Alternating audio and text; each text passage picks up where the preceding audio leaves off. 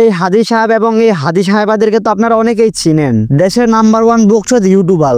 আসলে তারাই ভালো আছে যাদের কোনো লজ্জা শরম নাই, মাথার ভিতরে ব্রেন নাই, কোনো টেনশনও নাই। আমি খালি লজ্জা শরমের লাগে আটকে গেলাম, নাইলে আমিও কিছু একটা হয়ে যেতাম। এই সমাজের কিছু কিছু মানুষ আত্মসম্মান নিয়ে বাঁচতে চায়, আবার কিছু কিছু মানুষ চিন্তা করে আত্মসম্মান নিয়ে বাড়ালাম লাগো।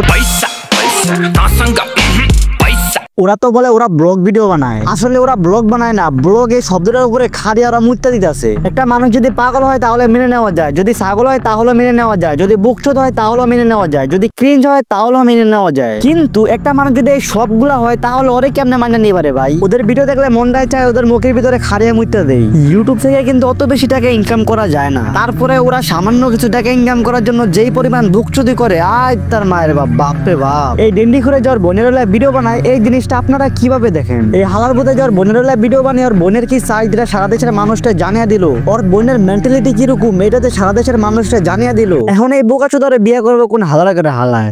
এই মাইয়ের কোনো বুঝের মানুষ জীবনে বিয়ে করবো না। একেতে এই মাইয়ের ফিগার লাখ লাখ প্রবান দেখা লাইছে, আর দ্বিতীয়তে এই মাইয়ের বিয়ে করে লাভটা কি? এই মাইয়ের বিয়ে না করে আবাসিক হোটেলে যায় 1 ঘন্টা বিনোদন নেওয়া ভালো, বুঝলে বুঝপাতা না বুঝলে।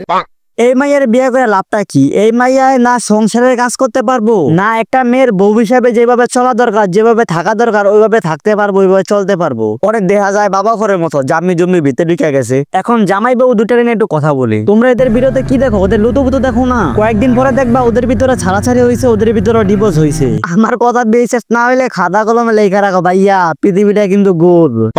তোমরা প্রথমে কি দেখছো? যখন মেহেদি ওদের টিম থেকে চলে যায় তখন ওরা সবাই একসাথে হইয়া মেহেদির বিরুদ্ধে কথা বলছে। আবার ইয়াসিন যখন ওদের টিম থেকে চলে যায় তখন ওরা সবাই একসাথে হইয়া ইয়াসিনের বিরুদ্ধে কথা বলছে। আবার যখন দেখবে অন্তরের লগে ছাড়াছাড়ি হয়ে যাবো, ডিভোর্স হয়ে যাবো, তখন দেখবে ওরা সবাই একসাথে হইয়া অন্তরের নামে কথা বলতেছে।